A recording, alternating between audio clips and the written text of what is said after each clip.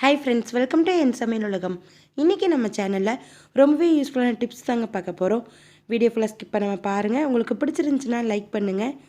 நம்ம சேனல் இன்னும் சப்ஸ்கிரைப் பண்ணாமல் பார்த்துருந்தீங்கன்னா சப்ஸ்கிரைப் பண்ணிவிட்டு பக்கத்துக்கு பெல் ஐக்கானே கிளிக் பண்ணிக்கிங்க. இப்போ வாங்க வீடியோக்குள்ளே போகலாம்.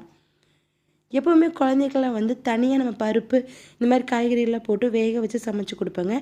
அப்படி இல்லாமல் இனிமேல் சாதம் வைக்கும்போதே குக்கர்லேயே இந்த மாதிரி எந்த காய் உங்களுக்கு வேணுமோ அந்த காயை கொஞ்சம் பெரிய சைஸாக கட் பண்ணிக்கிங்க. இப்போ முட்டைக்கோஸுங்கும் போது நான் ஒரு 1/4 முட்டைக்கோஸ் கட் பண்ணியிருக்கேங்க.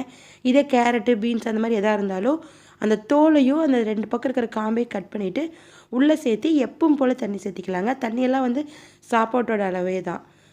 அதே அளவுக்கு தண்ணி சேர்த்து நீங்கள் குக்கரை மூடி வச்சு விசில் அதே மாதிரியே நீங்கள் சாதத்துக்கு எப்படி விசில் விடுவீங்களோ அதே மாதிரி விசில் விட்டே இறக்குங்க. சூப்பராக அந்த காய் வெந்துருங்க. நல்லா பூ மாதிரி வெந்திருக்கும். மஸ்டிக்கிறதுக்கு குழந்தைகளுக்குன்னு தனியாக வேக வச்சு தனியாக செய்யணுங்கிற அவசியமே இல்லைங்க. காலையில் குக்கரில் சாதம் வடிக்கும் போதே இந்த மாதிரி ஈஸியாக காய்கறி வேக வச்சு எடுத்துடலாம். முழுசாக போடுறதுனால உங்களுக்கு சாப்பாட்டுக்குள்ளேயே கலந்து வந்துடாதுங்க. லைட்டாக சாப்பாட்டை விளக்கி விட்டுட்டு இப்படி எடுத்துட்டிங்கனாலே போதும். இப்போ இதை நான் ஒரு பிளேட்க்கு மாற்றிட்டு கொஞ்சமாக சாப்பாடு சேர்த்திக்கிறேன். என்னோடய குழந்தை இப்போ தாங்க 1 வயசு ஆயிருக்கு. பல்லு சரியாக வரல, அதனால் நான் மசிச்சு தாங்க கொடுப்பேன். இதே கொஞ்சம் பெரிய குழந்தைக்காக இருந்துச்சுன்னா நீங்கள் அப்படியே கையில் சுடு சாப்பாடு பிசைஞ்சு கொடுக்கலாம். நான் இந்த மாதிரி நல்லா மசிச்சிருவேங்க. அதனால் சூடாக இருக்கும்போதே கொஞ்சம் சாப்பாட்டையும் அந்த காயும் நல்லா மசிச்சிடறேன். காய் உங்களுக்கு பார்த்தாலே தெரியுங்க. அந்த முட்டைக்கோஸ் அப்படியே ரொம்ப சாஃப்டாக வெந்திருக்கு.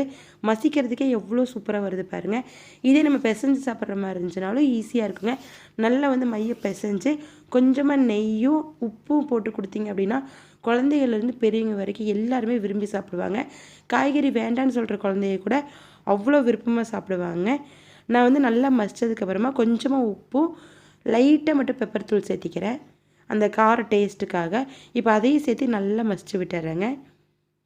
பல்லில்லாத குழந்தைகளுக்கு மிக்சியில் அடித்து விட்டுவீங்க அப்படிங்கிற மாதிரி இருந்தால் மிக்சியில் கூழ் மாதிரி அடிக்கிறத விட இந்த மாதிரி ஒரு பெரிய பிளேட்டில் போட்டு நல்லா இந்த மாதிரி மசிச்சு கொடுங்க. நான் என்னோடய பையனுக்கு கொஞ்சம் லிக்விட் மாதிரி ஊட்டுறதுக்காக பால் சேர்த்துவேங்க. அதனால நெய், தேங்காய் நெய்யெல்லாம் சேர்த்தலை. நீங்கள் கொஞ்சம் பெரிய குழந்தைகளுக்குங்க மாதிரி இருந்துச்சுன்னா நல்லா நெய்யும் இல்லை தேங்காய் நெய்யும் சேர்த்து கலந்து கொடுங்க. ரொம்ப சூப்பராக இருக்குங்க. மிச்சம் வைக்காமல் சாப்பிடுவாங்க. எல்லா காய்கறிகளையும் நம்ம கொடுத்த மாதிரி இருக்கும். நமக்கு வேலையும் சாப்பாடு வேக வைக்கும்போதே காயும் வேக வச்சு எடுத்துடலாங்க. டேஸ்ட் அட்டகாசமாக இருக்கும். கண்டிப்பாக ட்ரை பண்ணி பாருங்கள் ஃப்ரெண்ட்ஸ். இந்த வீடியோ உங்களுக்கு பிடிச்சிருந்துச்சுன்னா லைக், ஷேர் பண்ணிவிட்டு நம்ம சேனலை சப்ஸ்கிரைப் பண்ணிக்கிங்க. தேங்க்யூ.